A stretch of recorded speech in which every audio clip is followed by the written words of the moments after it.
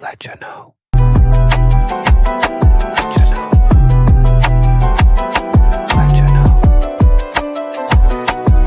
LetCha know. Ah, yes. Welcome to LetCha Know Football. I'm your boy EK in the building. What's going on, football fans? God, we got 2 more days. How y'all feeling? 2 more days? Hell yeah. 2 more days. NFL every Sunday till 2026. Oh, I'm man, excited. I can't fucking wait, dude. This is like a drug, an addiction. Just waiting. But I want to introduce my panel. Of course, you know, I always got my partner in crime with me, NOOZ with me.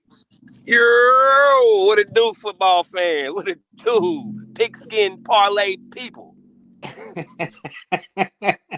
And I got my regular on here, Mr. Eli. What's going on, my man? So it went a little viral. Had to shave a little bit. Yeah, you look like you clean cut right now, dog. You gotta do it. Hey, you a celebrity now, dog. Everybody keep like, man, who's this guy? Who's this guy? You a celebrity now, man. You a celebrity. Make it look a little bad. And then the man who graces his presence on our football podcast, the one and only C. Will. What's going on, C. Will? What up, man? What's going on? What up?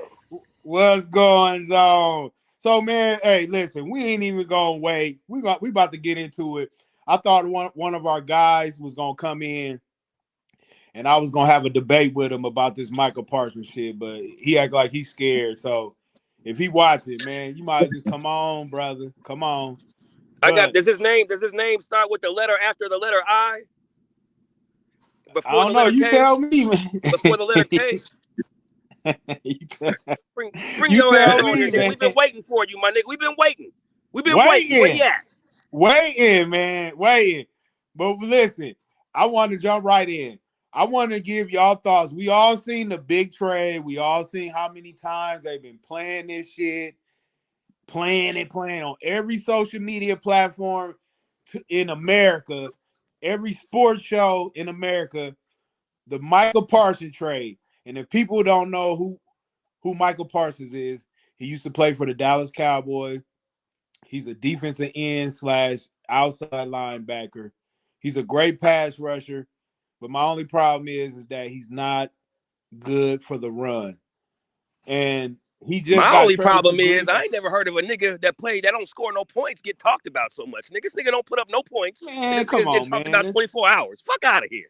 Man, come on, man. There's a lot of players that they do that, man. There's a lot of players. But when you play for the Dallas Cowboys, man, you're going to get all the pub in the world. That's what it is. That's the Cowboys. So I'm going to start with you, C. Will. What's your thoughts on the Michael Parsons trade now that he in Green Bay?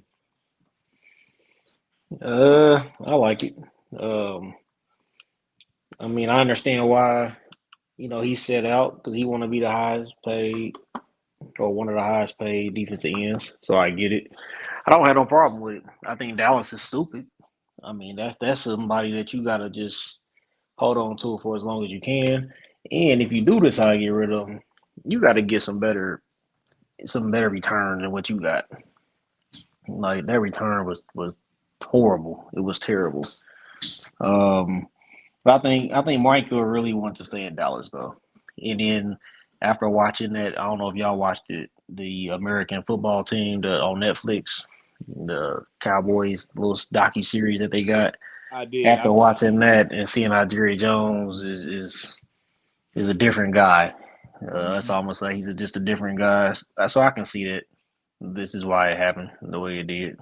But I mean, I kind of wanted him to stay in Dallas just because I wanted to see if they would actually win a playoff game, and I would like for him to be there to win one.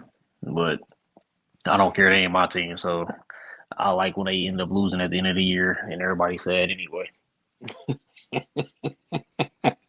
What about you, Eli? What's your thoughts on it?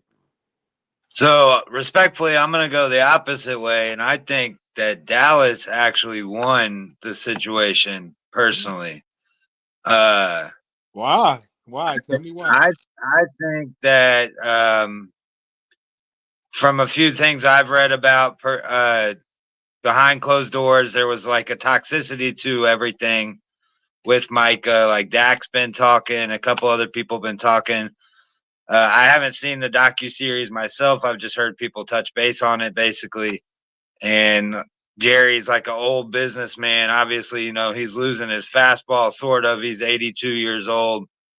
But he's one of the reasons why this league is what it is, why teams are valued what they are. I mean, he's ran the highest valued sports franchise in history for a long time. Behind closed doors, I think similar to what happened here with the Colts and Zaire Franklin, I think Micah's podcast got in the way of a lot of things with some people. I think that, you know, the return that they did get could have been a lot better for somebody like Micah Parsons, a generational talent, but that Kenny Clark was really good for the Packers.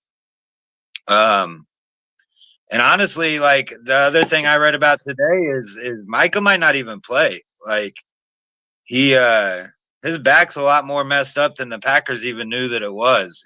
They're talking about he's going to need back injections and everything like that to play. Like, how long is he going to be able to push that and potentially ruin his career? I don't know. I feel like Jerry thought that they had a handshake agreement from what I heard. Then Micah went back and wanted to do the whole agent thing, then drove the price up, and Jerry just let him go. And I think he dodged a bullet personally. Well, today, Michael Parsons' agent was on ESPN today, and he kind of cleared it up about what was going on.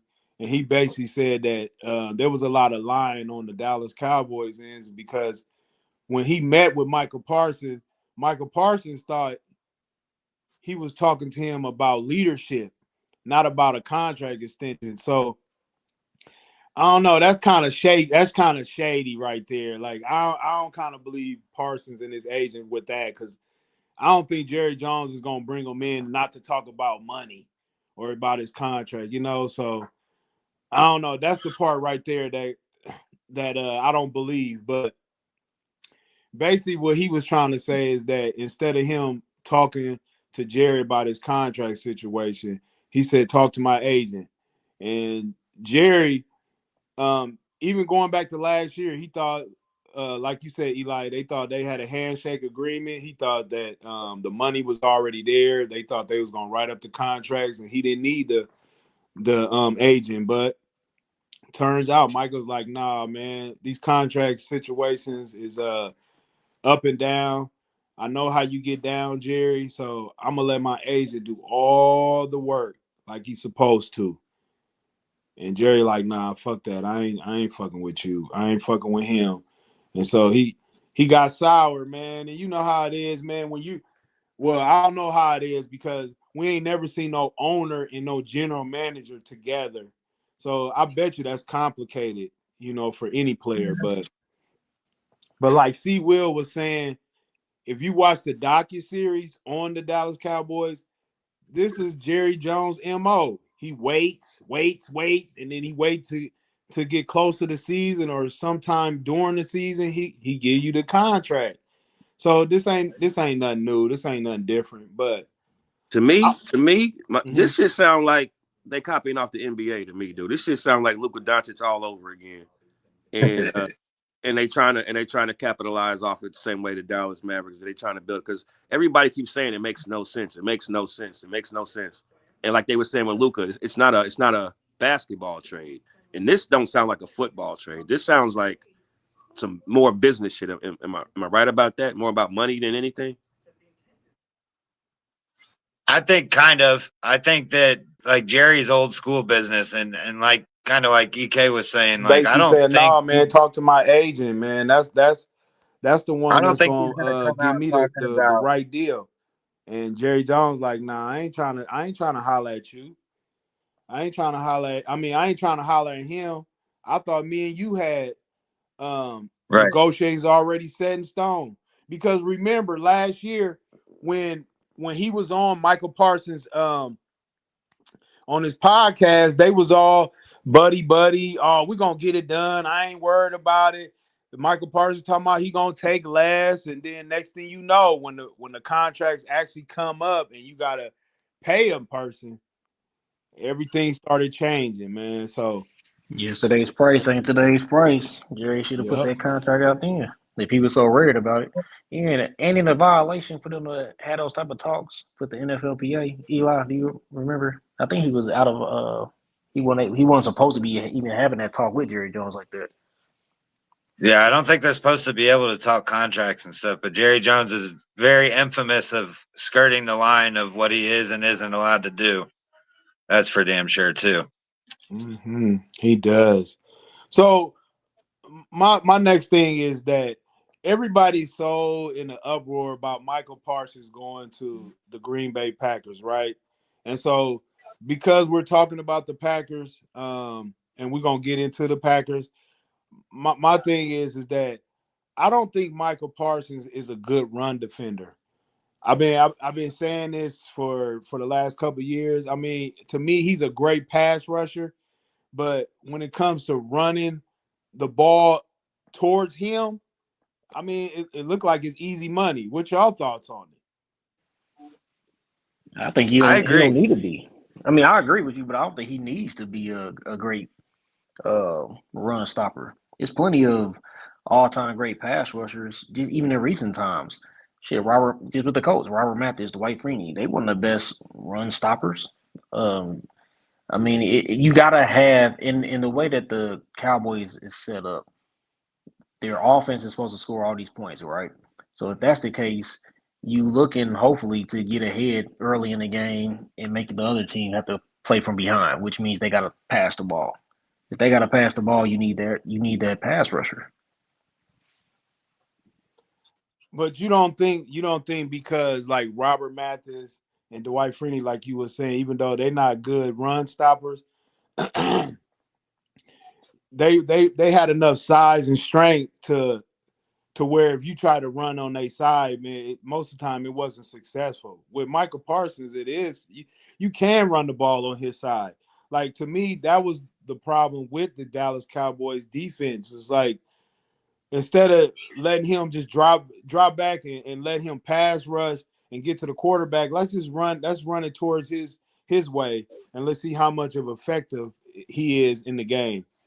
I got a question. Is there a difference between a run stopper and a quarterback rusher? Like I thought Dwight Freeney was like more of a go get the quarterback more than a run stopper. He is. He is. He is. Yes. So what does this Michael Parsons do? Is he more of a run stopper or a quarterback go getter? Me personally, He's a quarterback getter. Yeah. yeah, me personally, I think he's more of a pass rusher. He has the skills like Lawrence Taylor or Reggie White. I mean, he can rush the passer very well because I mean his stats prove it. So who are run stoppers? Who are people that are considered running back stoppers? TJ Watt. Mhm. Miles That's that Garrett. shit. What Miles was Ray Garrett. Lewis? What was Ray Lewis? He was a Yeah, linebacker. yeah. I mean, was he He more of more. a Linebacker. quarterback go getter, or is he kind of like you said, waiting for the running back? He's the one Different that the edge positions. rushers are feeding the running back into for him to make the tackle, basically. Like Micah would be Ray Lewis. creating the pressure so the run goes at Ray Lewis, basically. Got The you. guy that's going to make the tackle. Okay, got you. I understand now. What was you gonna say, C. Will? No, I was saying the same thing Eli was saying. Like there's two different positions, but at the end of the day, Dallas could have strengthened their defense to help him out with the run. I mean, shit, hell, I always take stuff back to the Colts. Like even when we won the Super Bowl, our defense was trash. I mean, we literally had to average 30 plus to win that. And that's when we had Robert Mathis and Dwight Freeney. And you just got to have some hard hitting safeties and linebackers that's going to come up and lay big hits on people to hesitate the running back from running the ball as much. But our offense also put the pressure on people because we score points. So other people feel like they had to score with us, so they start passing. So Jerry could have did something to make that defense a little bit better than just to say, "Oh, Parsons ain't good enough run stopper." He probably got multiple dudes out there on that line that ain't good enough run stoppers. But But why they you gonna find out why you giving Jerry all? He's just the owner. Why is he getting all the hell? Who's the coach of this team? because he's a GM. So he does all. He's the owner and the Jerry's GM the He's the money. owner and the GM. and the GM. Yes. Only one ever. Both Yeah, Oh, I didn't he's know the since that. he money. bought the team. That's the Since he bought the stupidest shit I team. ever heard. I'm sorry. Well, that's the reason why everybody's in an uproar is because, man, they feel like if he had a legitimate general manager, he could separate, his feelings towards Michael Parsons, and the general manager will be able to get the deal done because he will actually talk to the agent. But because Jerry Jones is both, he's sensitive. He like, man, fuck this, man. I'm a pioneer, man. You got to give me more respect than this, man. I think they'll be worth more than what they are now if he let somebody else be a general manager. Like because that Yep. way he can focus more on the business side, and who knows where the hell he can take Dallas Heights. For one, they'll start winning playoff games. That's their main problem. They can't win no playoff Right. games. Bring back Jimmy Johnson. Because Jimmy Johnson said it best, man. I was the football guy and you was the business guy. And we're actually seeing it because 30 years, they haven't been to a conference finals or a Super Bowl in 30 years. Nigga, I seen something on Facebook today that said the Cowboys ain't won shit since ain't won shit on a flat screen TV or some shit like that. It seemed like it though. It definitely seemed They're like the it. regular season champions. They can't do shit in the playoffs for sure, ever. Yeah, but let's be Choke. honest, man. Was y'all really thinking Dallas was gonna do something if Michael Parsons would have stayed? I'm gonna ask you, Sewell, what you think? I wanted to see it this year just because how they supposedly had this new offense and things of that nature. I want to see what they was going to look like this year. Do I think they would have won their division? No, I still think Philly was going to win that division. However, I think they would have got a wild card position and they would have, potentially been able to make some noise. What about you, Eli? How you feel? I think as long as Dak Prescott's their quarterback, they ain't going anywhere. Damn, just like that, huh? I like that, Eli. Why you say that, Eli? I don't understand. What's so bad about a black guy named Dak being your quarterback? Well, I mean, I think that you can answer that question yourself just the way you said it, but I'm just gonna be honest. Like he's a choke artist. They gave him all this money for nothing. He chokes. That's all he does. You get to the playoffs and he's got to worry about doing his nails or some other dumb shit. Like Is he he's better awful. than Romo? But to play Hold devil's on. advocate, though, he is a good They're regular the same season person. He's just quarterback. light skinned. So you be putting them neck and neck. Romo and him is the same player, just different race. No, I just think. Yeah, Romo chokes and fumbles the ball. Dak just shows up and plays and sucks. Wait a minute, though. Wait a minute. So you mean, man? Come on, Eli. You got to give him some type of credit. He do play good in the regular season, though. But who cares? Yeah, nobody.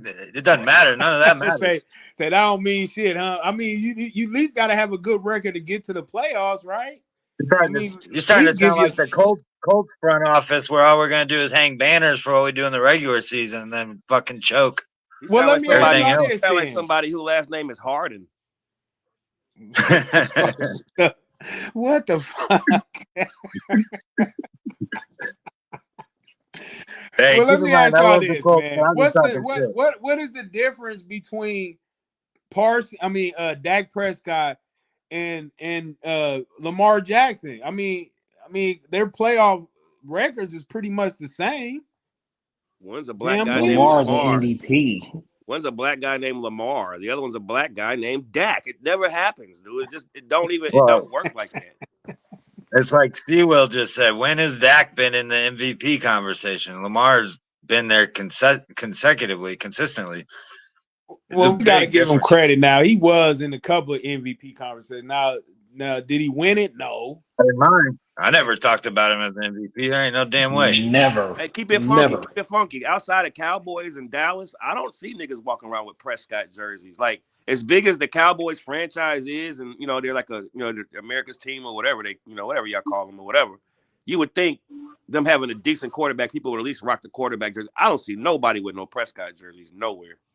But All the Evan, we publicity a just talked Cowboys about player this. gets, don't you think you'd see him in like a commercial or something? Exactly. Even He be in Tony a lot of Romo had commercials. With Dak, Yeah, you ain't seen him in the. I've never seen one. Yeah, man. I'm not even. What is the Home Depot commercials, man? He's real popular in the Home Depot commercial. Huh? I've never.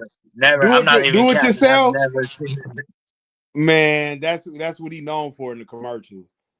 But we All gonna right, get I back. don't even think I've ever seen a I'll Home look it Depot up. commercial before. I'm not just hating. I've just never seen it. Well, we're gonna get back. We're gonna get back on Green Bay real quick because Parsons is on there now because we getting too much on the Dallas Cowboys. But Green Bay, they lost a lot too on defense. So do we just expect Parsons just to come in and plug and play with all these young guys or what? So I'll answer. Like I said before, like I read a bunch of stuff already that says he might not even be able to play. Like he might have to need a back injection just to play. He's already missed a bunch of camp and time this offseason, so he's not going to be able to just plug in and go. And then everything we've just talked about with him being able to stop the run, I looked that up before we got on here tonight, and Green Bay last year ranked 26th in stopping the run. Oh, That's they fucking in trouble. They in trouble then. They in trouble. If this They don't had the sound like the 20th Luka Doncic story all over, everything Eli said reminds me of Luka. I'm sorry. Well, that's what they comparing it to, Evan, because you know why? They both from Dallas, where they both played in Dallas, and they was the biggest stars on both of their teams. So the only difference who else is doing that this Luka comparison? Me and who else? No. They I mean, been online because I had a picture of them swapping jerseys with each other back when they were at the height. I remember him coming to see the game. He would always come to the games to see Luka. I didn't know who he was. I didn't know that nigga was. I ain't never heard of this nigga until the other day. But this nigga was on TV 24 hours the other day, dog. I fell asleep and woke up and they were still talking about this. And I said, man, who yes, he was? was. Yes, he did. He did fall asleep and woke up, and yes, they were still talking about that nigga the whole fucking time. It's because he was the last big contract to go. He was the last one left. That's really why. It could have went either way, but he was the last one from this offseason, the last one with the big remaining contract deal, whatever. He was about to be playing on his, I think, 4th or 5th year of his rookie deal. So that's why he was trying to get this. But so he was the last one to go. And up until this week happens, they haven't had shit to talk about. So they loved this. So what are y'all expectations of Green Bay this year now that he's on the team? I think Green Bay where they were last year. I think they're gonna be just as good as they was last year. That one defensive guy on the end ain't gonna change shit, dog. I don't give a fuck what your team doing. I don't give a fuck what you're doing. Now that's too much of a team sport for one guy to change anything. I agree with you. I agree with that too. Only one that has done that is prime time. Right. No, let's not bring up prime time in front of Evan, boy. He might get a little sensitive right now. Nah, prime time's the GOAT football player. Well, listen, we about to really figure out what they gonna do this year because we about to play the schedule game right now. So, first game of the year, week 1, they're at home and they playing against the Detroit Lions. Who y'all picking? Detroit. Ooh. Detroit. Right off the back like that? No question, huh? Detroit, huh? No question. I don't have faith in Jordan Love. Sonic and Knuckles about to run all over them. Yeah, Will, that's the main ingredient that they not talking about. They figured since Michael Parsons is there, everything's just gonna just fall into place. But man, Jordan Love, and he ain't really that guy though. Nope. I heard somebody mention Sonic and Knuckles. Could you help me understand who that is? I want to say that's the Detroit running back, ain't it? That's the Detroit people or one person. They got 2 running backs. 2. Yeah. 2 great running backs. we gonna talk about them too. We gonna talk about them too. That's So, a dope okay. nickname for that's a dope nickname. If you I don't know if you made that up or what, but that's No, hard. they made it up. Oh, that's hard. They That's did. hard. But they're good, man. They're fucking good. They is What's good. that called? What's that called? Your what's that called? The running backs is called your what? Your running backs. No, they ain't called like your backfield or your front field. They ain't have anything like Yeah, your it's the backfield. Yeah. You okay, can say yeah. What backfield. other backfields got some cool ass names like that I ain't never heard? None of them. Okay, that's all. Yeah, Plus, I man. ain't never heard no cool shit like that. That's The hard. only That's other hard. one I remember was college football USC. Reggie Bush and Lindell White. They was Thunder and Lightning. Yeah. Oh, that's corny. That's corny. Yeah, man. They don't. You know what I'm saying? They really don't have. Ain't really no nicknames and stuff. Because really there ain't no really good duos like that anymore. Like even coming up, man, it was only like one main running back, and then you probably had maybe a solid backup, but most of them wasn't that solid. It was a few of them, but not a whole lot. But all right, week two, it looks like they're playing the Washington Commanders. I want to keep saying Redskins so bad, but Where are they playing it? they playing in Dallas. It's on a Thursday night, so it looked like Dallas. it's gonna be. I thought we was talking about Green Bay. Yeah, Green Bay. My bad. I did say Dallas, didn't I? I meant to say Green Bay. So they playing in Green Bay? Yep, it's a short week. It's on Thursday night. I'm still taking Commanders. I was gonna say I still got Washington. All right, Washington. Ooh, so we looking like Green Bay's 0-2 right now. Okay. All right, so then I know you called them your sleep. I know you called them your sleeper team last week, but I don't know, man. I've been a little more skeptical the more I looked into them this week. Man, after this trade happened, man, I'm off the Green Bay bandwagon because I don't really think I don't think he's gonna be enough, man. And then that just puts more pressure on Jordan Love to try to perform at a high level, man. And like I said before in one of our videos, that man, we don't even know any of the wide receivers that play for Green Bay. Like we know they're decent, but like they don't put up numbers to where you scared of them. You know what I'm saying? It's almost like the wide receiver core for the Houston Texans. Like we know they're good, but most Super Bowl teams, man, they got a for sure bona fide number one wide receiver, man. You know what I'm saying? So, and only team they all just got hurt. Go ahead. My fault. I mean, keep cutting you off. They just all got hurt. That's the thing. Like Jordan Love's only going to be as big as his weapons. That's really as big as it goes.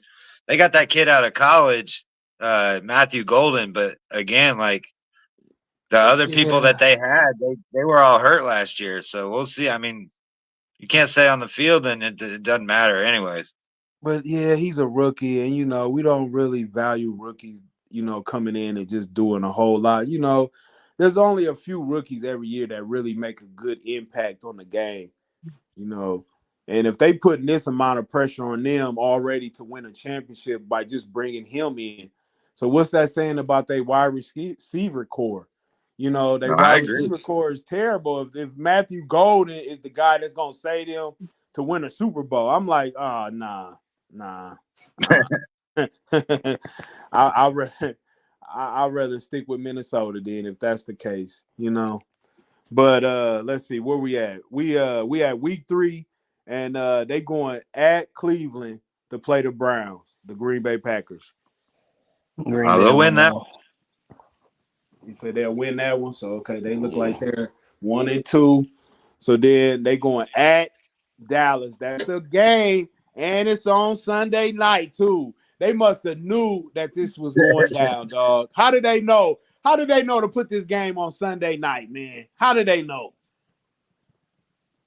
It's all scripted. It's just from the history of them, probably. But yeah, where are they playing at? At Dallas, you said? They is at Dallas. Ooh, I'm gonna be honest with y'all, dog. I like the Cowboys on this one. I ain't even gonna front, but I don't think Michael Parsons is gonna let them lose though. But I do like. I don't know. I'll take Green Bay. Honestly, I think Green Bay get them. I think Jordan Love have a good day against them. See, Will, you got to break the tie. Green Bay. Mm. I'm gonna say, ooh, that's a tough one. That's a tough one. Gotta break the tie, man. I'm gonna say Green Bay, man. Green Bay it is. So it look like 2-2. yep, 2-2. 2-2. So now they on a bye week after that brutal first 4 week schedule. The Lions, the Commanders, at the Browns, at the Cowboys. Damn. Then they get a little break, week 5, and then they got to come back home and they playing Joe Burrow and the Cincinnati Bengals. They taking the L on that one. Eli, Yeah, I think so too. I mean, Cincinnati's defense sucks, but I think they'll put up plenty of points to beat them. okay. Yep. So I take the Bengals. Bengals. Okay, so now they 2-3. The Green Bay Packers. Now they're traveling to Arizona and they got to play Kyler Murray in the Arizona They'll Cardinals. win that one. They'll win that one, I think. Yeah, me too. All right, 3-3 is the Green Bay Packers.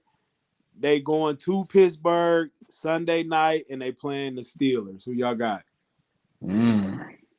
That means Aaron Rodgers playing against the Green Bay Packers. Is it a win for them or what? I think the Steelers win that one.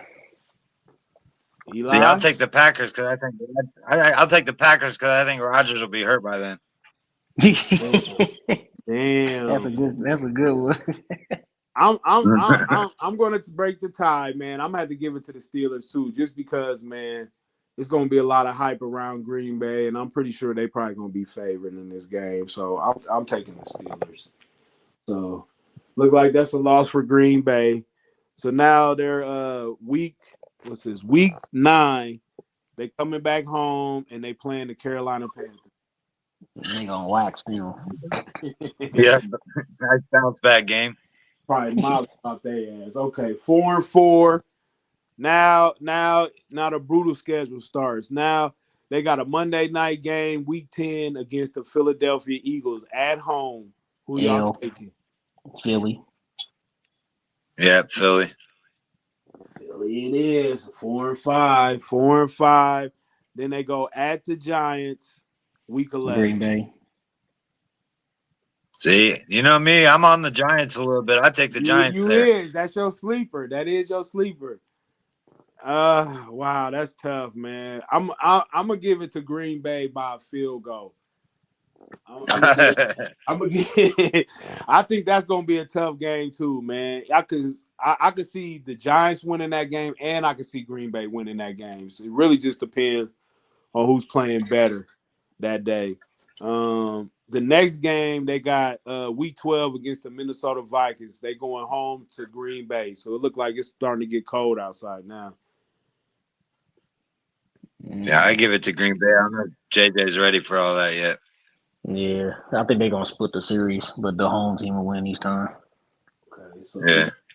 6-5. They finally got over the hump. Now it's Thanksgiving, week 13, and they got the first game of that week on Thanksgiving. They going to Detroit. How Detroit winning that? Yep. Eli? I agree. Detroit it is. It looks like they 6-6 right now. Okay, so now they coming home and they playing the Bears. Ooh, I think Green. Ooh, I want to say Green Bay on that. I know that's tough. Yeah, I don't like anything about the Bears, so I take Packers there too. All right, Green Bay it is. They staying over 500. Now they got to go to Denver and play the Broncos. Broncos. Damn, that was quick. All right. That was quick. That's Okay, my number 2 sleeper. They're gonna be good too. so it's gonna be a short week for them. They traveling to the Bears on Saturday, week 16. They don't have a time on there, so they could be the early game, it could be the late game, but we just know they playing on Saturday. Packers. I think the Bears might get them at home. I don't know. That's a division game. Yep. Yeah, I think I'm gonna say the Bears on that one. I'm gonna go with the Bears too, which you see, Will. I think they're gonna get it done because I know the Bears gonna get at least one of them games. So I'm taking the Bears too. So I'm gonna break the tie on that one. All right. So now they got 2 games left. Now they play the Ravens at home. Ouch. Ravens. Yeah, Ravens. Ravens it is, huh? Ravens it is. So then we got the last game of the season.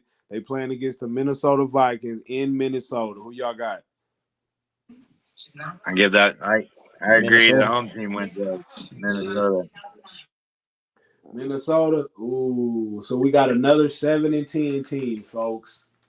7-10 for the And Green Bay. we're hard. That don't look like they're going to the playoffs, man. Isn't that what we made Dallas do? Dallas was 8-9. That's a better record than Green Bay, but this was before the Michael Parsons trade, though. Yeah. But yeah, I want to talk about Cam Ward, man. Why do nobody talk about Cam Ward? Well, it's like you said. I mean, we don't put a whole lot on the rookies when they come in. You kind of know what to expect a little bit. So unless he comes out and balls out like C.J. Stroud or Jaden Daniels did, then he's got to make us talk about him. That's really the way I see it. See, well, I mean, I don't understand why number one pick is not being talked about like he's supposed to. I mean, I think that's crazy. I really do. I think that's crazy that he's not able to get any type of pub or any type of publicity. Like, when have you knew a number one pick not get, I mean, any type of publicity? Like, the only time he got publicity is when he had a fight in camp, you know. Yeah. But other than that, it's been quiet. So, I mean, have you seen him in college before? A little bit. I watched just a little bit, and I heard just a small story last week. I think it was about them naming him captain. So, I mean, he's definitely appreciated and well liked. But I think it's just you got to consider the environment too. Like, unfortunately, I don't think it'd be as quiet if he wasn't a Titan. I think if he fell somewhere else, he'd be probably a lot more talked about. I'm just shocked the way that no one's talking about him, like, not negatively, not positively. Um, I mean, they, like you said, they did bring up the part where they named him a captain, but do you think that's too soon? No, because I think he's coming from where he started at such a small school in college, working his way up through Miami. Then like you said, becoming a number one pick. He's gone through a lot of adversity, a lot of growing up. So I think that he's got a command of what you need to be a leader of a football team. So I don't blame him for naming him captain. Not to mention the guy he got in a fight with is, one of the other leaders of the team and Yeah, pretty badass guy himself. So you right. go toe to toe with him and stand your ground. You earned it, man. Now he's just got to go out there and play, make everybody else talk about him. Well, people don't know who he talking about. His name is Justin Simmons. He's a defensive tackle for the Tennessee Titans. Simmons, and he's their best player. And him and Cam Ward got into a fight in camp because he went a little bit too far. And in camp, you can't touch the quarterback. That's a no-no. So, I mean, but other than that, he has not got any publicity. I've watched him plenty of times in college because I always like to study certain quarterbacks that they think is going to be translating to the NFL. So I watched Cam Ward. He's got a little bit of Patrick Mahomes. I can see it with the sidearm throwing. He makes plays out of nothing. My thing is though, he's very elusive in the pocket. Almost like Caleb Williams, but the problem is he doesn't hold the ball like Caleb Williams does. Like Caleb Williams holds the ball and try to make a play when there ain't no plays instead of just throwing it out of bounds or maybe just running. But Cam Ward, he's different. He will run. He'll even take the hit, even though he shouldn't, but he will. He'll take the hit. He'll go head to head with you. I just think, man, right now this year they are going to be a dumpster fire because he was the number one pick for a reason, and most quarterbacks that come in the league who's a rookie, you know, a whole lot of them don't do very well. You know, Joe Burrow was an exception. You know, C.J. Stroud was an exception. You know, Jaden Daniels was an exception. But we'll see. I mean, he's got a strong arm. I wouldn't say he's accurate, but I mean, he does have an NFL arm. I can say that. So Yeah. So let's. He's got some room. He's definitely got room for improvement. That's for sure. He And definitely. they're gonna have to build. They're gonna have to build around him one way or the other. I mean, they built up the line a little bit, but he's gonna need more weapons than a Calvin Ridley or Tyler Lockett. Like that's not enough. It's definitely not enough because basically you got two guys that can stretch the field, but Lockett, he's past his prime, and Right. he really is a decent wide receiver. But like you said, it can't be just him. It's got to be. They need somebody else to step up. And being that he got lack of weapons, I don't see them going too far this year at all. No, I mean, The Tennessee Titans. So what I want to do is I want to their schedule real quick. Let's check their schedule out. Let's see what their schedule looking like because they probably gonna win a whole lot of games. So okay, so week 1 they're going at Denver and playing the Broncos. Who you like? that's a lot. Denver for sure. Denver it is. Okay, so that's one loss already. So then they're coming home and they're playing the Los Angeles Rams. Who you got? Rams. Yeah, I like the Rams. 0-2. So then they're staying at home week 3 and they're playing the Colts. I'll still get. I mean, I know I'm biased. Obviously, been back and forth with the Colts this year, but I still give it to the Colts. Yeah. That'd be Jonathan Taylor's 150-yard game or something like that. Well, because there's one team that's actually going to be worse than the Colts, and it will be the Tennessee Titans. So we ain't got nothing to worry about on that one. They will be worse than the Colts. So we can guarantee that one. So Yeah. right on 3, and so now they're traveling to Houston and facing the Texans. So they lose that too. 0-4. 0-4. At the Cardinals, week 5. Who you got? I take Arizona. Ooh. They 0-5 right now. Now they got to go to Vegas. They staying on the West Coast and playing the Raiders. I give it to Vegas. Vegas gets that one. Gino's gonna carve them up. So after all that West Coast trip, now they go back home and they playing the New England Patriots. Patriots. I'm looking at it too out of the corner of my eye. I don't know if they're even gonna win. That's tough. That's gonna be tough. They might get that win though, but I'm with you. I'm gonna see what the Patriots gonna do first though. So now I will never say I like the Patriots, but I think they're going to be competitive, especially with Vrabel back. I really do. Like, I'm not going to buy into their program by any means. I fucking hate the Patriots, but I was, you I know don't what? think they're going to be awful.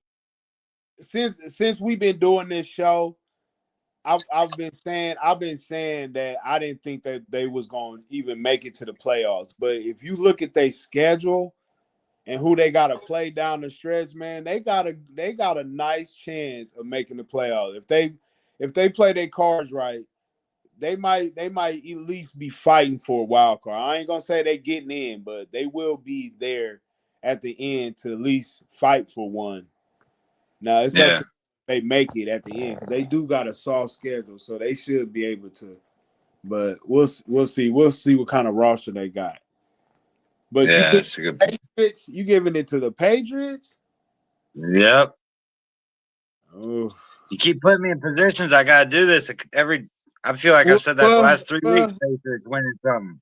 well, it's just how the schedule goes, man. I'm just reading off the schedule. I know.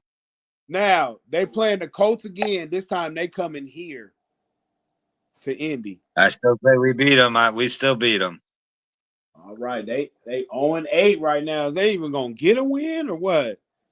So now they're playing the Chargers at home, week 9. Not that week. That's Chargers. And that's 0-9. So they get a bye week, and off the bye week, they stand home and they playing the Houston Texans after week 11 after the bye. And then now they're 0-10. Wow, 0-10 they are. So now they stand at home and they playing the Seattle Seahawks. 0-11. 0-11. They got to get one of these home wins because the next game is at home against the Jaguars, week 13. See, I think they could get that one. I don't trust Jacksonville either. So as far as toss-up goes, I give them Tennessee. I'll give Tennessee that one. Wow. Actually, I give Tennessee the next 2. They at Cleveland. The next Yep, I give them that too. Woo! Nice little win streak. Woo! So after a 0-11 start, you giving them a 2-game winning streak. So okay, so now they traveling back to the West Coast and playing the 49ers. And then they get beat again. Oh, damn. Then they come back home and then they play the Chiefs. Ooh, that's brutal. Yeah, their schedule's pretty rough, actually. But yeah, they're losing that game too. Yeah, because think about it. Week 14, you going to the Browns.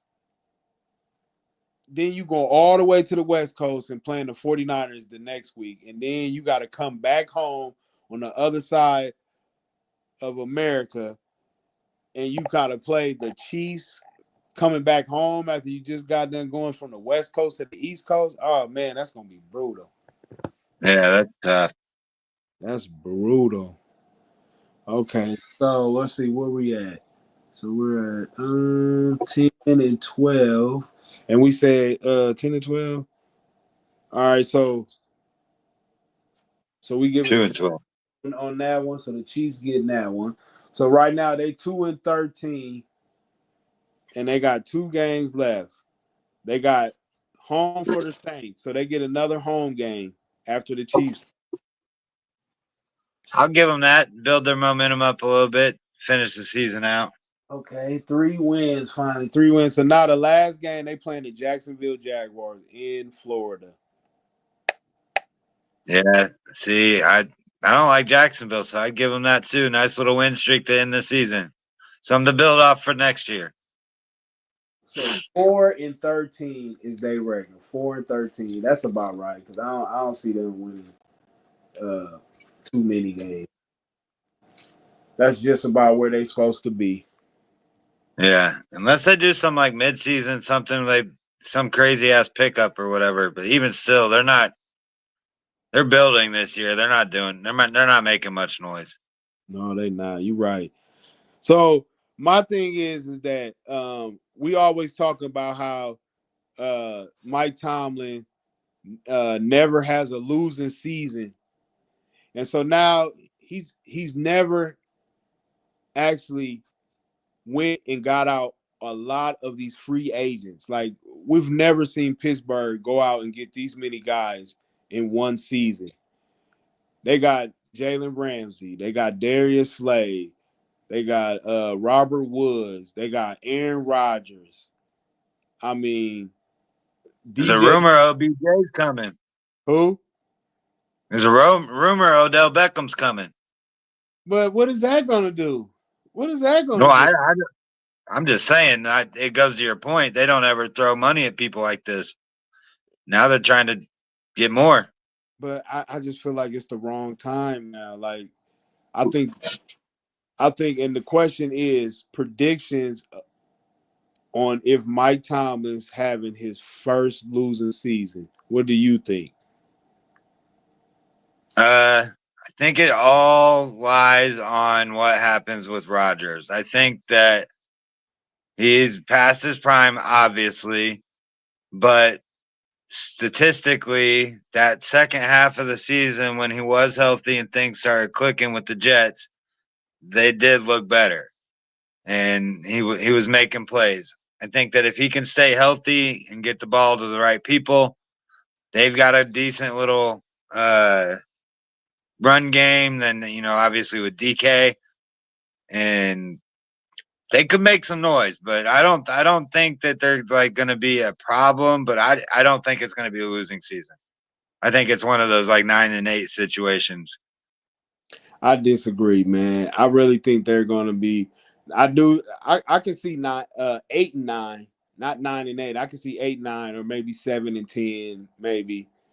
I just don't. I don't know. I just feel like majority of the players that Pittsburgh got, when they should have been getting free agents in years past and they didn't. Now that they're getting free agents this year, I think they're getting the wrong ones because most of the players that they got is either over the hill or they're past their prime. I mean, Jalen Ramsey, let's be honest, he ain't been good since he was with the Rams. And then DJ Metcalf, I mean, he's starting to crumble right before our eyes, especially those last two seasons in Seattle. It was just it didn't look like normally what he brings to the table. Who else? Darius Slay, he won a championship, and now they didn't got rid of him. I mean, and Aaron Rodgers. I mean, let's be honest. Aaron Rodgers. I mean, what do we really expect from him? What do we really? And that's my next question. How much do Aaron Rodgers have left in the tank?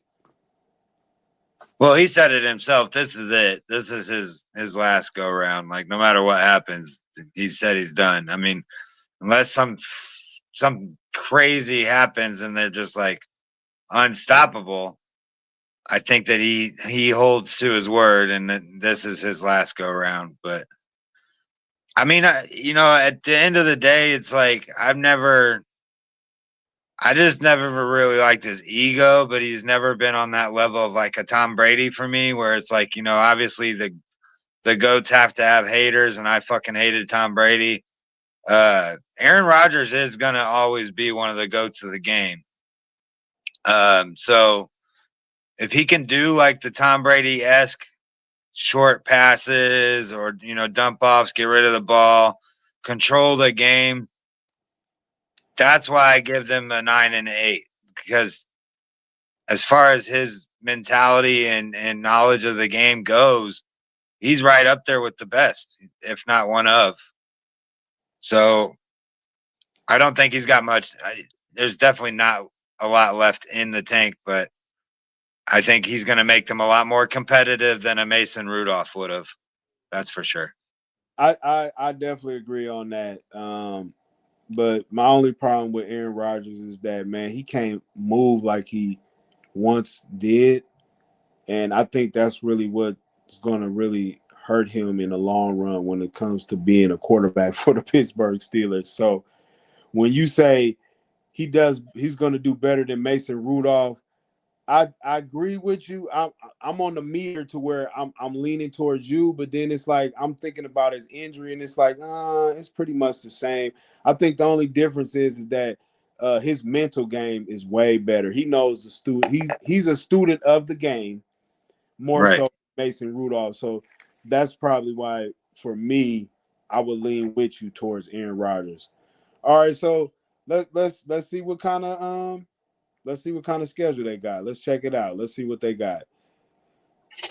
Because to be honest with you, I'm they're screaming 7-10, 8-9 vibes for me. So right off the I bat. agree with you on the Jalen Ramsey thing, but I like their defense a lot. Like TJ Watt is a bad motherfucker with him, and then Highsmith, and I don't know.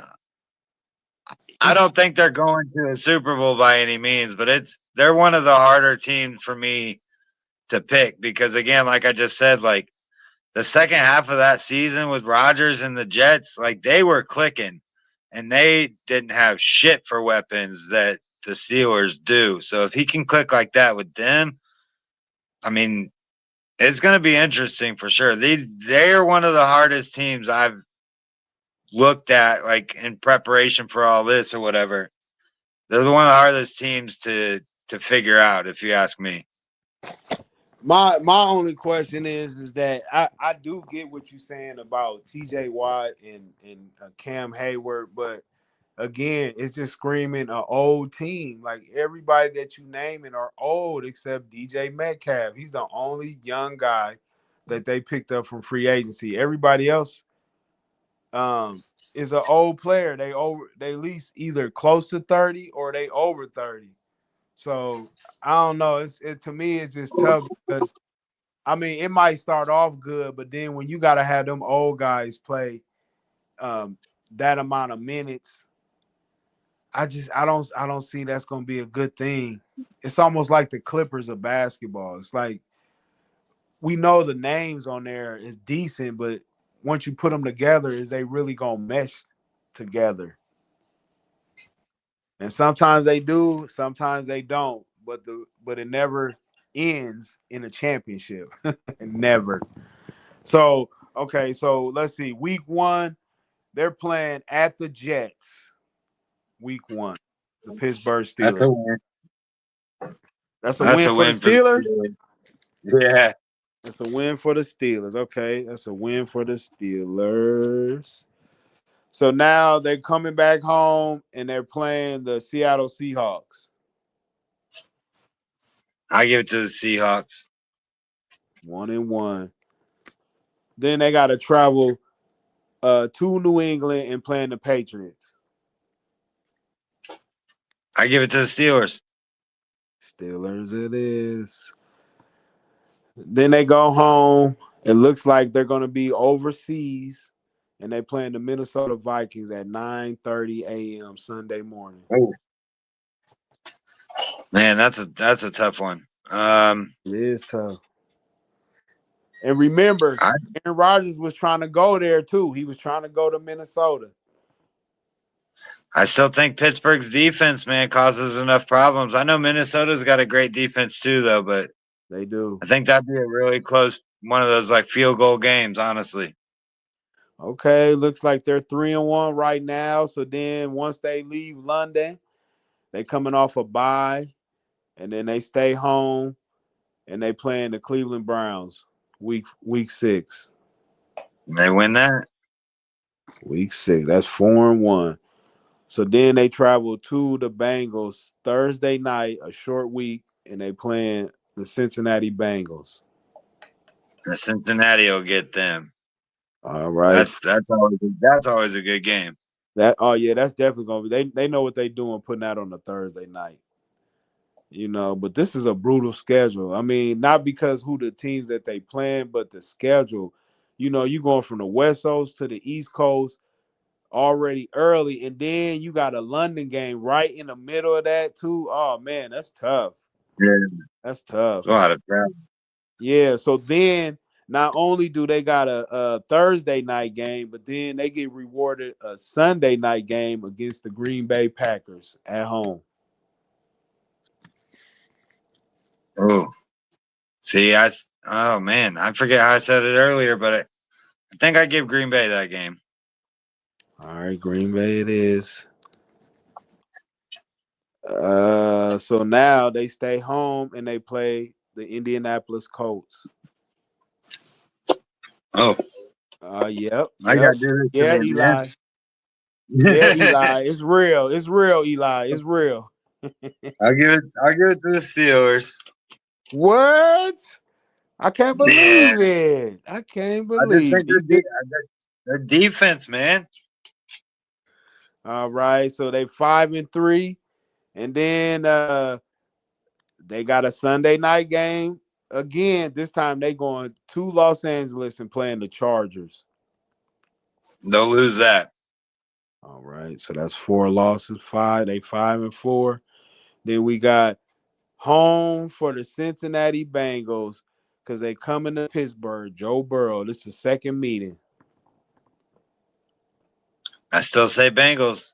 I think the Bengals know what to do. Ooh, 5-5 are the Pittsburgh Steelers. Now they traveling to Chicago and playing the Bears week 12. The Steelers win that one. Steelers, you got the Steelers on that one? Okay. So then they come home and they play the Buffalo Bills. And the Bills get that one. Ooh, Bills get that one. So they look like they 6-6. So now after the Bills home game, now they're traveling to Baltimore and playing the Ravens week 14. Ravens get that one. Ooh, that's a brutal schedule right there. Then they Yeah. get a Monday night game. The Miami Dolphins is coming to town. And the Steelers, can they get a home? Steelers get that one. I think the Steelers? Dolphins are going to be bums. Yeah, I don't like this Dolphins either. They terrible. But they probably gonna be better than what we think they is. I just think anytime it's a cold weather game, don't ever take their ass. So the next game after that, after the Monday night game, they travel to Detroit and face the Lions week 16. They lose that. All right, they lose that one. They 6-7. They look like they fighting. So now they traveling week 17 at the Browns to face Cleveland. They win that. They win that.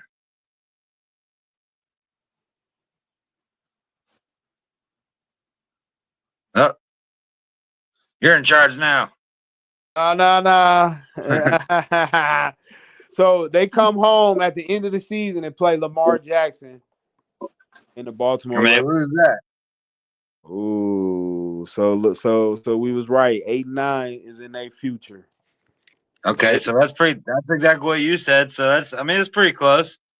Yeah, that's where I think they're gonna be, man. I don't think they're gonna be no worse, no better than that.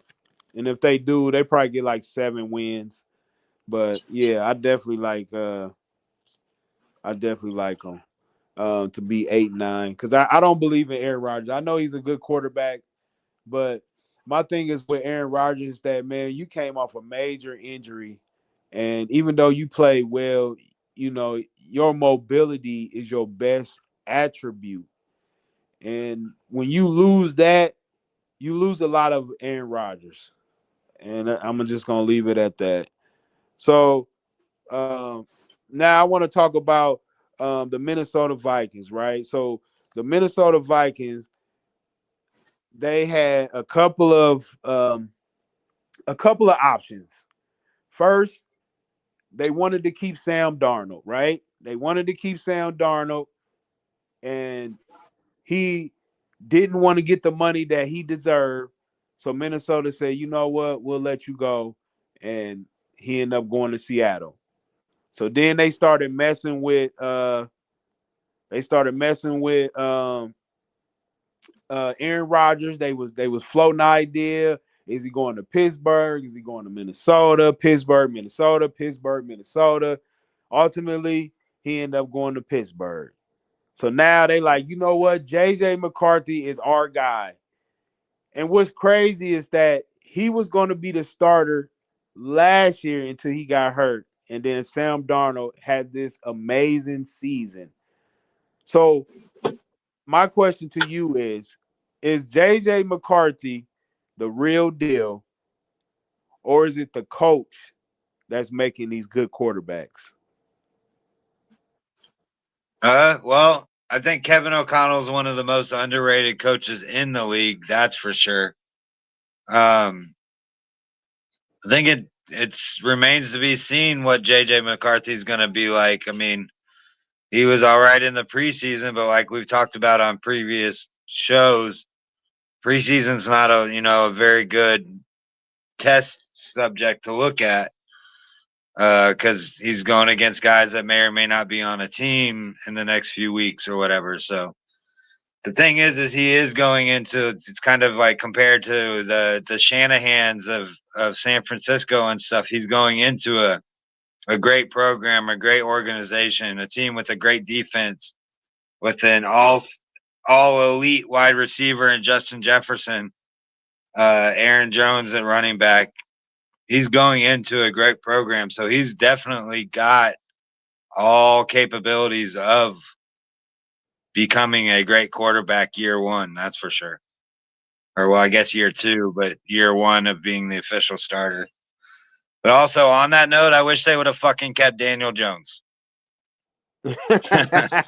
You know what? I forgot about him because he was another quarterback who was supposed to go there and stay there too as well. But he was like, you know what? I knew JJ McCarthy was going to be the starting quarterback, so why not go to the Colts and beat Anthony Richardson out for the starting quarterback, which he did, right? I Which don't know he if he did. beat him. I think it was set up, but whatever. We've talked about that plenty.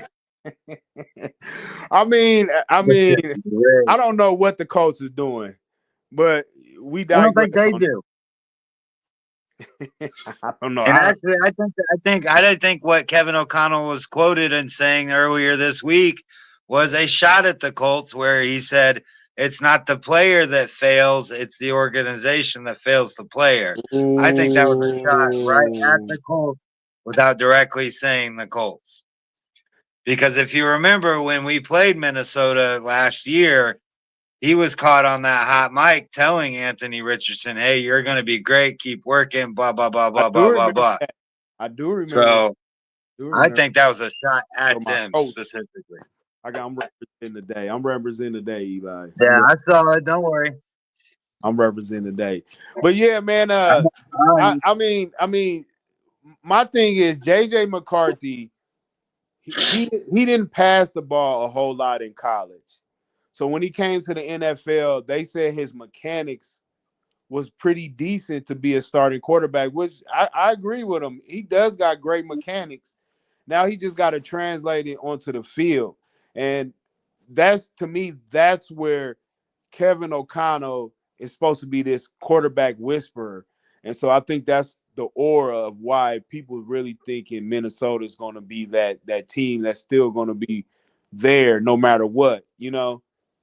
But I really believe that JJ McCarthy is going to be decent. But you know, it's his first year, so you got to give him time first, just like any other quarterback. Like Anthony Richardson, the Colts, you got to give him time, man. You got to give him time.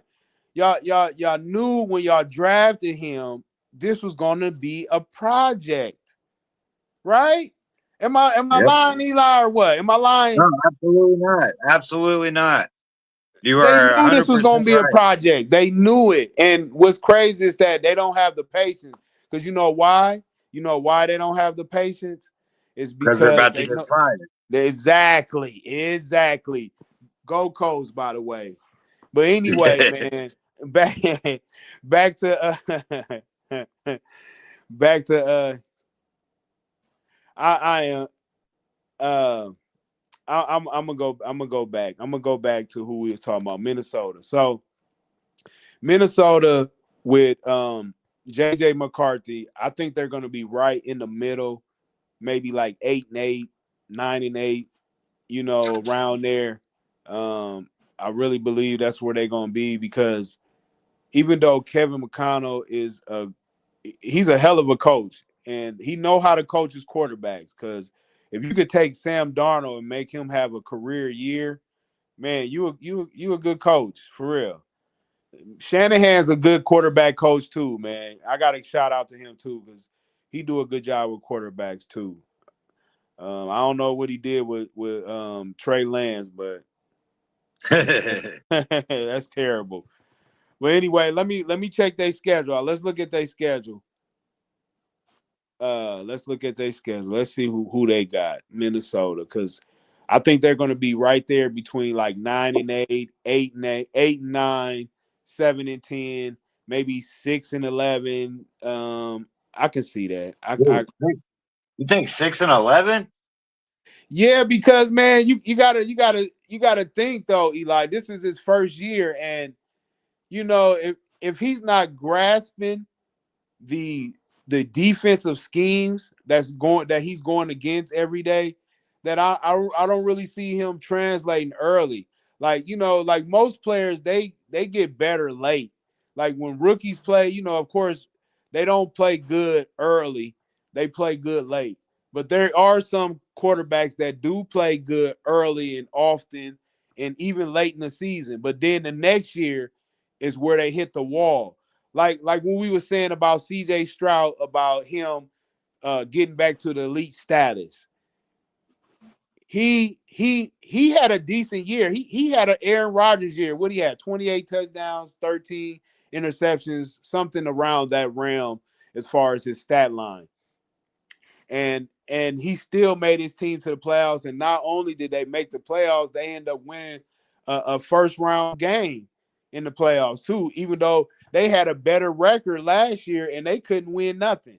So yeah, so I just feel like JJ McCarthy really needs to get and learn the defensive schemes that he's going against. Because if he pick it up very easily, then I definitely can see him, getting more wins than maybe 10. I mean, not 10, but 6 or 7 or 8 or 9 wins.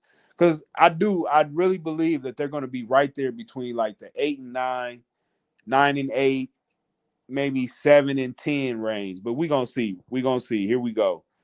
So let's see. Week 1, Minnesota is playing at the Bears. Who you got? Monday night. Minnesota. Minnesota. So now they come home and they get another primetime game. This is a Sunday night game, and they playing against the Atlanta Falcons.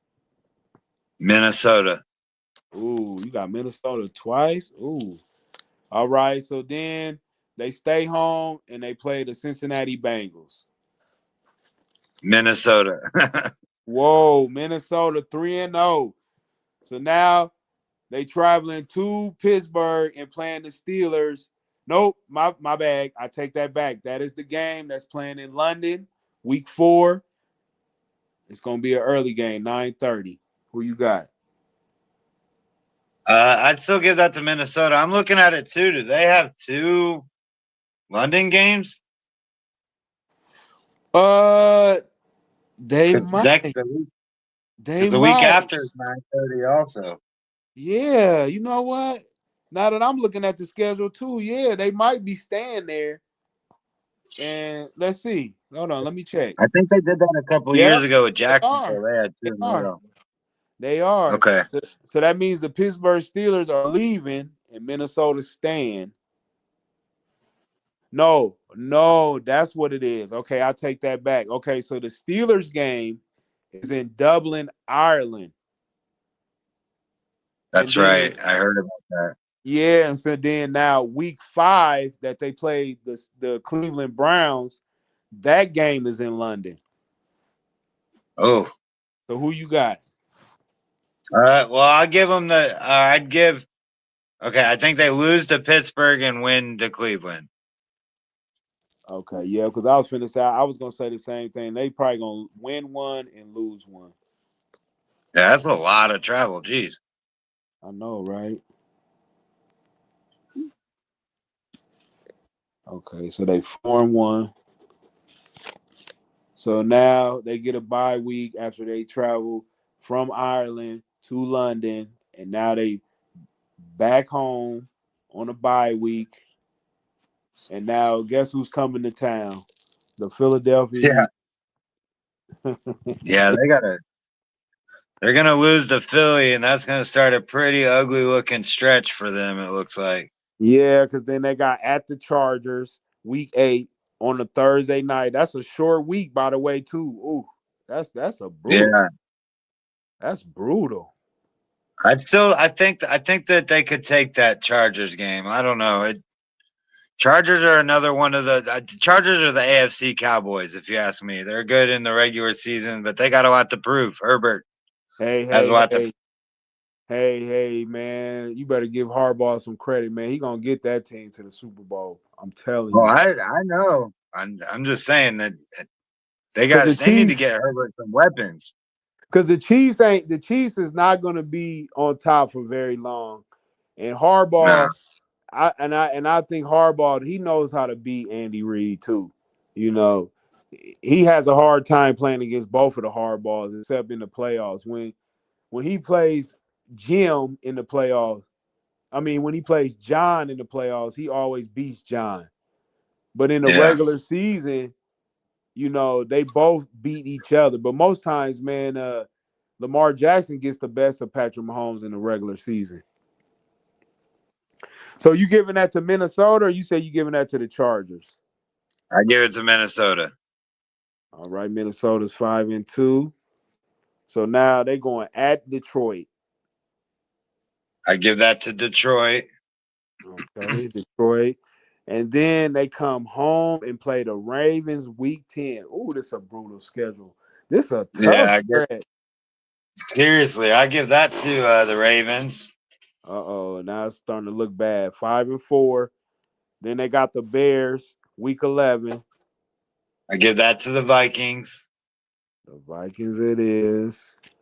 Then it's at Green Bay to play the Packers. I give that to the Vikings.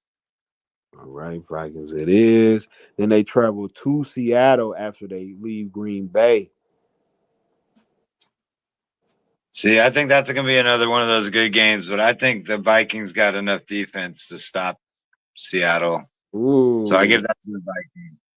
got the Vikings. Okay, so now You they got to remember, they were only, a couple plays away from going to beating the Eagles. Well, that was the yeah, Vikings, but right?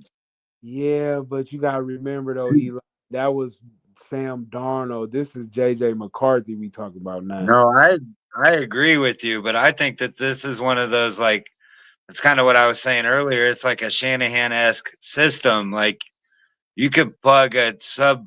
Let me watch what I'm saying. You could plug an average or slightly above average quarterback in there and be halfway decent. And again, comparing it to the Colts situation, JJ was on the sideline or sitting back watching all of this, so he knows how it should look. Like they did it right.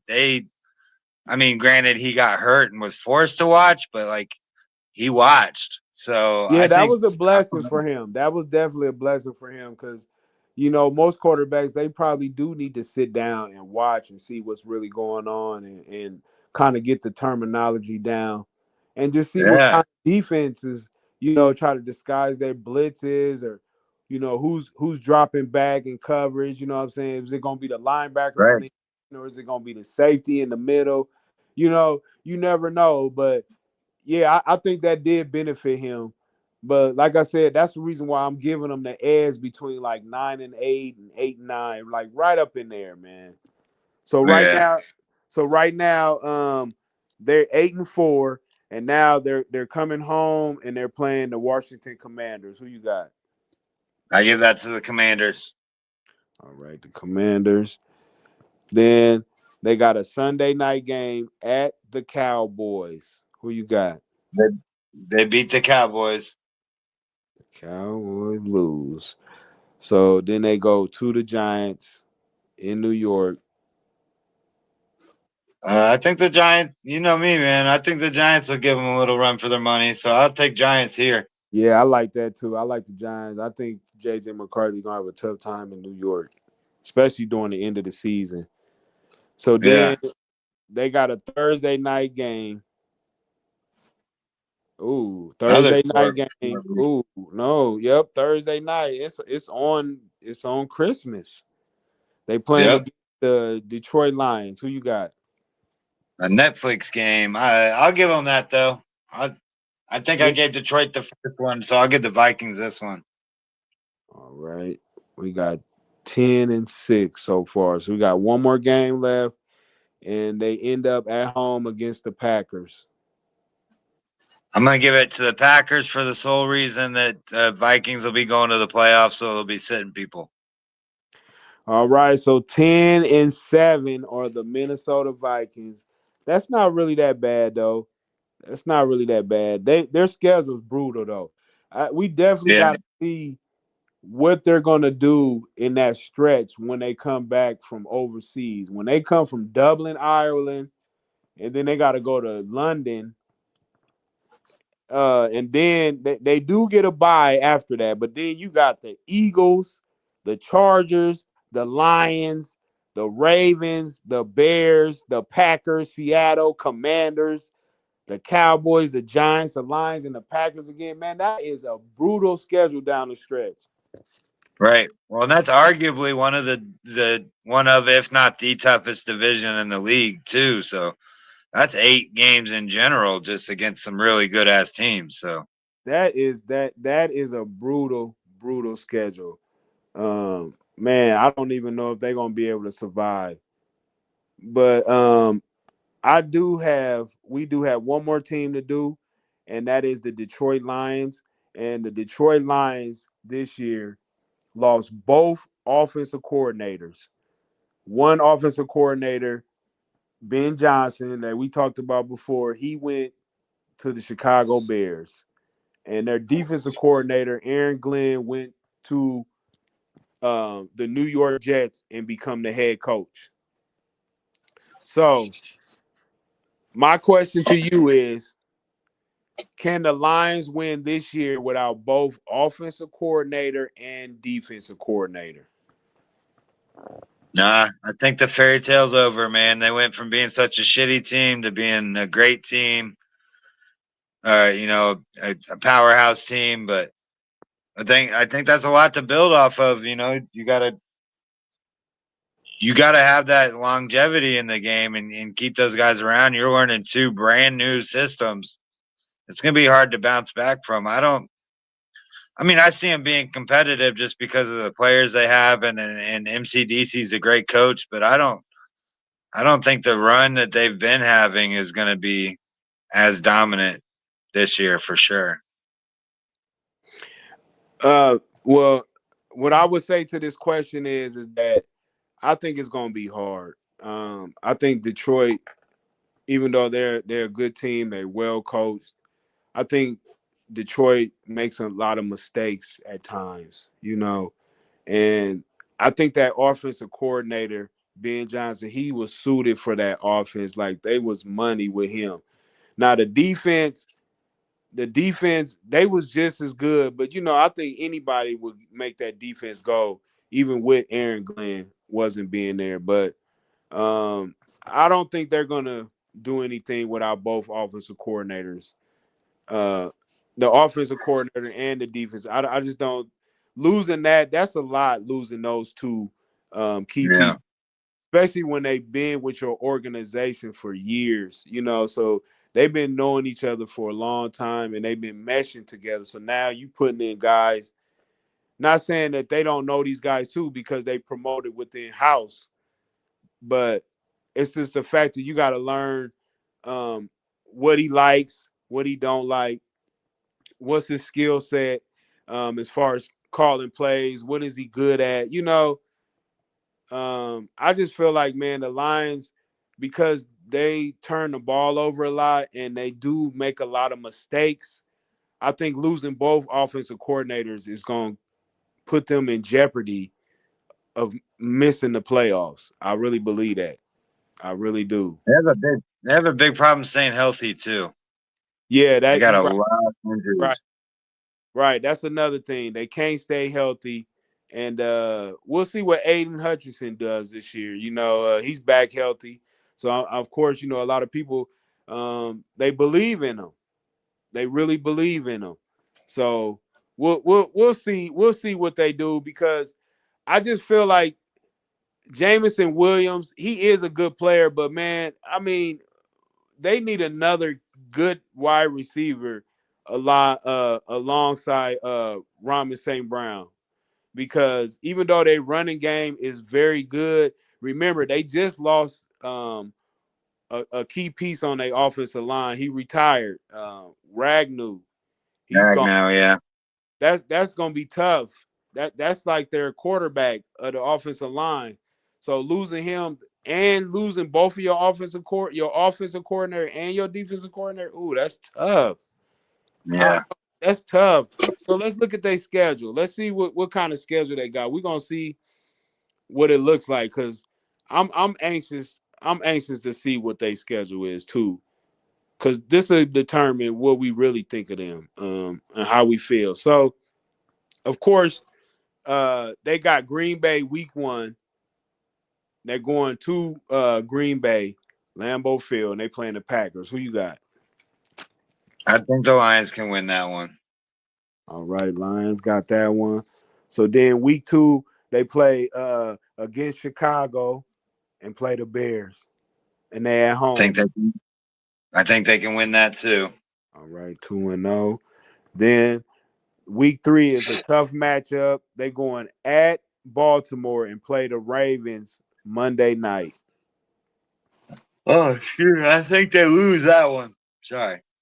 All right, lose that one. Okay, so then they go against Cleveland at home against the Browns. They'll win that one. All right, they're gonna win that one.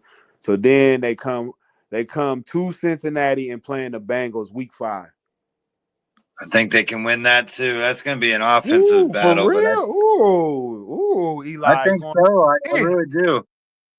But I just don't think Cincinnati doesn't have shit for defense. So it's just going to be a fire, yeah, it's going to be battle. A high-scoring game. It definitely is because I think Detroit, even though I think Detroit's defense is just a little bit better than Cincinnati's, I don't really see the difference. I think they just got good pass rushes, but I don't think their secondary are good cover corners. I just don't think that. I don't think so. Just like Cincinnati, they don't have good cover corners. But yeah, that's going to be a great game. So after they go to Cincinnati, now they're going to Arrowhead Sunday night and playing the Kansas City Chiefs. Wow. They'll lose that. Lose that. Okay, so 4-2. So then they come home and they play the Bucks. It looked like it's going to be a double header, and they playing Tampa Bay at home. I'm actually going to take the shocker here. I'll take the Bucks there. I think the Bucks will get them. The Bucks should have got them in that playoff game. Yeah. I don't know. They should have got them in that playoff game, but man, yeah. Tampa Bay, they turned the ball over a little too much for me, man. Because I think Baker's a little feisty, some bitch. He's gonna remember that too. And again, we're talking week 7, so we'll see what Detroit health of their defense even looked like by then. Right. So okay, so we giving that to Tampa. So now they going on a bye. Week 8, and then they coming home and they playing the Minnesota Vikings. I give that to the Vikings. All right, Vikings. Detroit's 4-4. Then after week 9, week 10, they traveling to the Commanders. Ooh, that's brutal. Yeah, I give that to the Commanders. Really? Okay. So now I'm telling you, I don't trust their defense. That's where they fell. Yeah. Like I think they can score, but yeah, you're talking 10 weeks in. If they can't stay healthy, then it won't matter. Yeah, you're right though. You're right because I'm kind of shaky on their defense too. I really am. But look at the next game. Then they go Sunday night at Philadelphia against the Eagles. Who you got? The Eagles. I'm with you on that one. Then they come home and they play the Giants. And you know where I'm going. I think the Giants will get them. Ooh, you giving the Giants this one? Ooh. And then look who they play next. They coming home. Well, they stand at home and they playing the Green Bay Packers. See, I think they'll be all right there. I'll give the Lions that one. All right. So right now they 5-7. So now they got a Thursday night game another Thursday night game after they play the Packers, and this time they playing the Dallas Cowboys at home. So they get And I'd two give the Thursday night games back to back. yeah. I give the Lions that one too. All right, the Lions get that one as well. So now they're traveling to Los Angeles to play the Rams. Ooh, that's gonna be a good game. Yeah, that is going to be a good game. I'll let you call that one. Honestly, I think the Lions could get it, but the Rams got a lot of firepower. So you Man, choose that one. man, that is tough, man. That is tough because, man, I don't think Matthew Stafford is going to hold up, man. He looked like he's ready to tap out, man. That back just looked like Yeah. it's ready to give out on him. So I'm going to give it to Detroit on this one. I'm going to give it to Detroit. Okay. Yeah, I could see it either way. So I agree. Yeah, I agree. Yeah, because I don't know what we're gonna get out of that guy. So I'm not even gonna waste my time thinking that he's gonna last the whole season. Because I don't really believe in the Rams this year like everybody else does. So the next game they play the Steelers at home, week 16. I give the Lions that one. Lions that one. So they finally made it to 500. They 8-7. So now they travel to Minnesota and play the Vikings Thursday night. I'd take the Vikings there. It looked like it's on Christmas too. Yep. And then the last but not least, they play at Chicago and they playing the Bears. And I think they'll need that for a playoff spot. So I give that to the Lions. The Lions, so they 9-8. That's about where they supposed to be. 9-8. I think that's a good record for them. 9-8. So Shit, if they far, even make the playoffs, I don't think that will get in the playoffs really, but we'll see. I guess. well, this is the thing. This is what we got so far. So we did Buffalo. We got them at 13-4. We got the New England Patriots at 7-10. We got the New York Jets 7-10. The Baltimore Ravens with the best record at 15-2. We got the Pittsburgh Steelers at 8-9. The Cleveland Browns at 6-11. We got the Colts at 7-10. The Houston Texans at 12-6. The Tennessee Titans at 4-13. The Kansas City Chiefs at 10-7. The Arizona Cardinals at 7-10. Then Green Bay is 7-10. Detroit is 9-8. The Bears is 5-12. Minnesota is 10-7. So they look like they're going to win this division if we're predicting the way we're going by the records.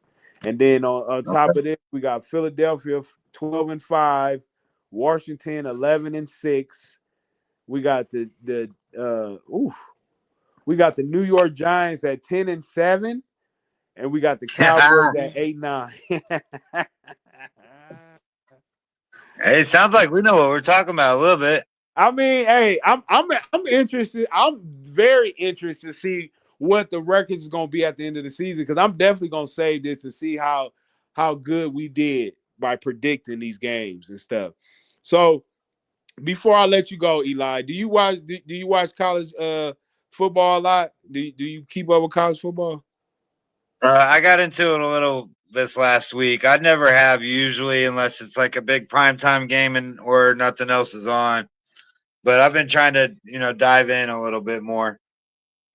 Well, the question I want to ask is, I knew it was coming. You know it because I mean, listen, it's crazy how they do Shador, but then how they did Eli. I mean, not Eli. I'm sorry, Archie.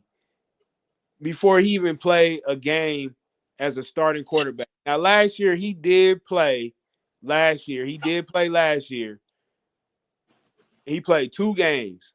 And everybody was like, oh, man, why he ain't in the game? Why he ain't starting? I'm kind of starting to think why he wasn't starting. But again, he did play in Ohio State, so that is a tough place to play. So I will give him that. But I'm gonna ask you this: Archie Manning, what is the hype from your Well, perspective? the hype is very much obviously the last name.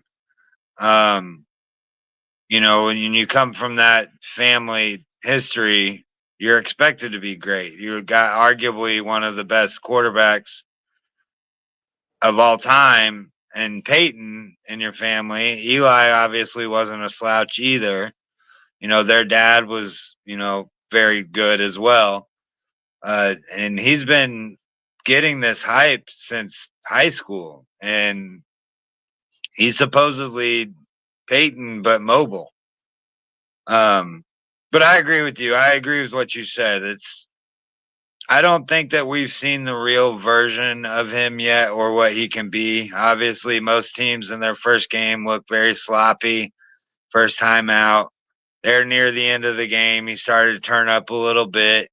But at the same time, you're going against the defending champion team, in Ohio State. This is the first time that they've scheduled things like that. Normally, you're going against like a Catholic school or some bullshit. You know what I'm saying? Your first game. Normally, your first game is Well, against somebody else. You know what I mean? Like, yeah, and since we in Indiana, we did see the Catholics versus convicts game.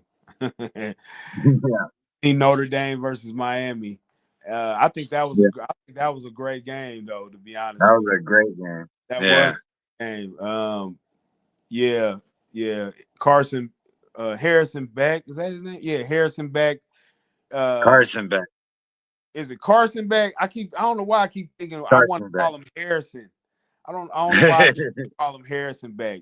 But yeah, because remember, he was supposed to be the number one pick coming into college last year before the season started. And it seemed like Cam Ward just took over as that Well, he quarterback. got hurt. Yeah, he did get hurt. You're right. He did get hurt. And Stockton, I think that's his name, for Georgia. Stockton came in. And Yeah, he's good this year too. But what I really want to say is that the media, they hype up these quarterbacks, and the ones that they really hyping up is the ones that's doing the most, having horrible performances this year. Now they're yeah. trying. The Oklahoma quarterback is the front runner for the Heisman now. It's like, come on, man, what are we doing? I mean, Lenore Sellers was he probably was the best quarterback that I've seen besides Garrett Newsmeyer from LSU. Uh, Right. he's the only one. And Newsmeyer, I think he did good because he played against a top 5 team and won. Yeah. So No, that Sellers kid's he's a badass, man. And it's kind of funny because a lot of people are saying he looks just like AR. You know what I mean? And yeah, I don't know. It's just it's everything is media driven these days. Who's gonna be the first one to say something? Who's got something to say? Who's gonna blow the smoke up this way, that way? I think Arch is gonna be fine. too. It's gonna take some. It's gonna take some development. That's really all it boils down to. But But what I can't stand when you line it up with the media is how it's like obviously with the Colts situation that everybody we're just gonna tank for Arch or maybe that's what they I've been will. hearing. Maybe the Colts I will. hope I fucking mean, not. they got a good shot to, because I mean, if we really think Daniel Jones is going to be the option, man, and Colts fans, come on now, we know. Don't put your faith in Daniel Jones. We already know what No. it's. Come on, don't do it. So we got a great shot at it because, I mean, our defense is not aging well either. We do still got a good pass rush, but I don't like our chances this year, man. I think Jacksonville probably gonna look better than us, and that's I saying a think lot. I think Arch pulls at Eli Manning and says, I don't even want to come to Indiana. I think that's the newest rumor going around No, right what now. you mean? What you mean? His uncle play here, man. That'll be great. We'll have Yeah, another they did him advantage here. dirty. Oh They my God, chopped you him know how out many because his neck was hurt. man, but listen, that'll be like getting Caitlin Clark too. You know what I'm saying? In football. That'll be awesome if we get I mean, it'd Archie. be cool. Don't get me wrong, but But we I don't gotta see have the it. right It's not coach. going to happen. No, it ain't. But we gotta have the right coach though, because the coach, Right. he's not it. He's not it. I No. thought they was talking about how good he was and how good he is with these quarterbacks. I disagree. I I think all of 100% them. disagree. I wish that they would get off their ass. Those girls would go out there and get John Gruden and bring him in here now that he won his case and all that shit. Get him back in the NFL, bring him here. He knows how to develop players, he knows how to establish a culture. He's obviously got a proven track record as a coach. John Gruden would be a great fit here, but until the Colts get rid of Steichen and Ballard, they're just fucking around. They're not going to do anything. I hate to say it because I'm 41 now, and all of my football life has been as a Colts fan, and it sucks even talking shit about them because I'm a superstitious motherfucker. Ah, So imagine how I hey, feel. Man. Imagine how I feel, man. I'm with the three amigos, man. Peyton, Harrison, and Edrin James. That was my three-headed monster. I love those guys, man. And it's like the coach, they're trying to find that same formula, but I mean, we really need a wide receiver core. Like we can't depend on that wide receiver core. We just cannot. Sorry, we cannot. Pittman, I love you as a player. Don't get me wrong, but you are not a number one option, buddy. You are a number two or number three at best. And with the quarterback play that we getting ready to have, it's a dumpster fire. So I'm all for Jonathan Taylor getting 400 touches or 400 attempts rushing. Give it to him because, yeah, we're going to have to build the running game in order for us to stay in games. So if y'all listening, coach, please give the ball and take for Archie Manning because I don't understand how a quarterback of his caliber has not played a lot in college and people was hyping him up like he was the greatest thing since sliced bread was invented. Like, what are we doing? What are we doing? Are we just hyping off the name that much? that's all they're doing. Absolutely all they're doing. Same reason Shador gets buried, and same shit. But why Archie Manning is not getting that same type of resentment like Shador is getting? I'm not understanding that. I mean, I I understand, but I'm gonna ask you, why is he getting all this hype? Like he's the best thing we ever seen. I couldn't speak on it, to be honest with you. I don't know. I've not seen it yet. I've seen him be a better basketball player than I've seen him be a better football player so far. So, Play basketball yet? huh? I I said haven't even seen him play basketball yet, but I'm pretty He's decent. all right. Got a lot to grow, that's for sure. But they all do, you know what I mean? Like it's a whole different ball game. Like being the starter versus riding the bench, and now with the Shador situation, it's a whole different ball game. But he made it in the door, so he's not over. At least he's not Shiloh and out of the league. Yeah. Well, Archie Manning, what's the hype? The hype is that he's not ready, guys. He's not ready. He needs to have time. I know he has the last name, and I'm pretty sure he has the pedigree and he has the mechanics, but he has to go through the fire first. Like he was actually playing a defensive coordinator who was actually throwing him defensive plays, defensive schemes at him, and he didn't adjust very well. And what I didn't like in the game, because I didn't really get a chance to watch all of it, but what I did see on the game, I think that if they would have ran him a little more, he probably would have started getting more comfortable in the pocket. But because they was Yeah, trying they did. in the pocket so much, I think that's what was kind of hurting him as the quarterback in that game. Because even as good as Ohio State played, they only lost by a touchdown because they could have Right. scored. They could have scored. Remember, Ohio State shut down Arch Manning, 4th and goal. They couldn't even score. They could have tied the game up at that point in time. But again, I think Texas is overhyped right now this year. I mean, and I think Archie is overhyped too. I just think he's an average quarterback until we start seeing better results. And when it comes to him playing better competition, we got to see him playing better competition first.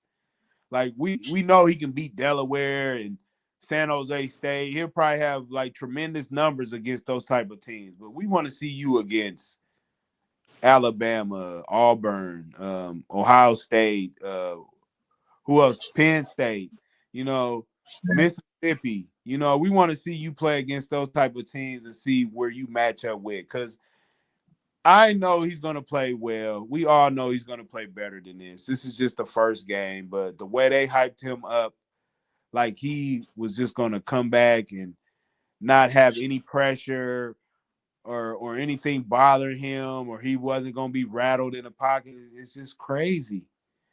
But now everybody's toning it down some. They toning it down. Now they like, yeah, we see what type of quarterback he is. Let's just let him play first. But if that was Shador, they would have been ridiculing him the whole time. They giving him the leash, though. They giving Manning the leash. Giving him Yeah. And I'm going to leave it on that note, man. I appreciate you, Eli, for jumping on with me as always, man. You're my guy through and through, man. We got through another one, man. We got through another one. Hell yeah! Next week we're be talking about what happened versus what's coming up. I'm excited. But we still got to talk about the teams because we got playoff predictors too now. So I'm gonna put those teams out for next week too. We definitely gonna talk about week 1, and we're gonna talk about a couple other teams too.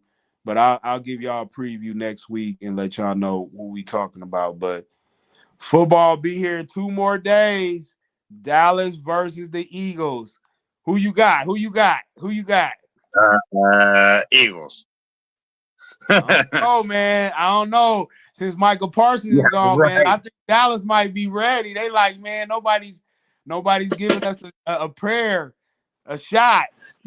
I'm giving them a shot. I'm giving y'all a shot, Dallas. I think y'all could beat the Eagles, man. I maybe that's wishful thinking. Maybe I think it's gonna be a close game, though. I really do. I think it's gonna be a very close game. I think Eagles win by 10+. We'll see what happens. What? You ain't giving them a shot at all, huh? You said fuck the Cowboys. Yeah, seriously. Oh man. Well, listen. I appreciate everybody watching. Please like and subscribe our YouTube channel. We do got a show. Our regular show is on tomorrow. Let You Know podcast. And we're going to be posting some of the topics. We're going to be talking about that show tomorrow. But yes, man, big ups to you, Eli. Once again, man, appreciate you. And appreciate y'all for watching another edition of Let You Know Football. And we out this mug, man. See y'all next week. That's right. Go Codes. Go Codes. LetCha.